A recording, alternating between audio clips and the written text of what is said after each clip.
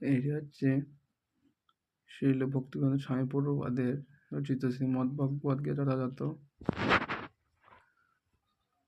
এই গীতায় আপনি যে ছবিটা দেখতে পাচ্ছেন, এখানে যে গুরুদেবগুলো যে মহারাজগুলোর ছবি আছে, এরা হচ্ছেন এক একটা আধ্যাত্মিক মহাগুরু। যেমন দেখা যাক, ইনি হচ্ছেন শ্রীল জগন্নাথ দাস বাবাজি গোস্বামী, যিনি হচ্ছেন এনার শ্রীল ভক্তিবিনোদ ঠাকুরের গুরু। এবং ইনি হচ্ছেন শ্রীল ভক্তি সিদ্ধান্ত সরস্বতী গোস্বামী ঠাকুর, শ্রীল অভয়চন্দ্র ভক্তি স্বামী প্রভুপাদ, যিনি ইসকনের প্রতিষ্ঠাতা, তাহার গুরু। এবং ইনি হচ্ছেন শ্রীল গৌরকিশোর দাস বাবাজি মহারাজ, ইনি হচ্ছেন শ্রীল ভক্তিচন্দ্র সরস্বতী গোস্বামী ঠাকুরের গুরু এবং শ্রীল ভক্তিবিনোদ ঠাকুরের শিষ্য আধ্যাত্মিক মতে। শ্রীল ভক্তিবিনোদ সরস্বতী গোস্বামী ঠাকুর আধ্যাত্মিক গুরু এবং শ্রীল ভক্তিবিনোদ ঠাকুর অন্যতম শিষ্য। আমরা দেখতে পাচ্ছেন এখানে পরিষ্কার লেখা আছে।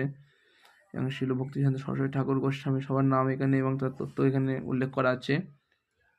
এবং এখানে দেখছেন যে পঞ্চতত্ত্ব ছবিগুলো আছে, সেখানে চৈতন্য প্রভু নিত্যানন্দ শিবাসাদি গৌর ভক্তবৃন্দ পঞ্চতত্ত্ব প্রণাম মন্ত্র এখানে সব উল্লেখ করা আছে। তাহার পরে এখানে সঞ্জয় এবং ধৃতরাষ্ট্রের একটি ছবি দেওয়া। তারপরে আমরা দেখতে পাচ্ছি যে এখানে যে একটি মৃত কঙ্কাল, তারপরে ছোট একটা গর্ভের মধ্যে একটা সন্তান, তারপরে শিশুটি আস্তে আস্তে বিস্তার লাভ করে একটা পুরুষাঙ্গ, একটা পুরুষে পরিণত হয়েছে এবং তারপর বৃদ্ধ হয়ে আবার তিনি মৃত হয়ে আবার জন্ম। এটা হচ্ছে জন্মমৃত চক্রের একটি ছবি এখানে দেওয়া হয়েছে। এখানে পরিষ্কার দেখা যাচ্ছে ভগবান শ্রীকৃষ্ণ বলেছেন, মানুষ যেমন জীর্ণ বস্ত্র পরিত্যাগ করে নতুন বস্ত্র পরিধান করে, দেহও তেমন জীর্ণ দেহ ত্যাগ করে নতুন দেহ ধারণ করে। অধ্যায় 2 শ্লোক 22 ছবি।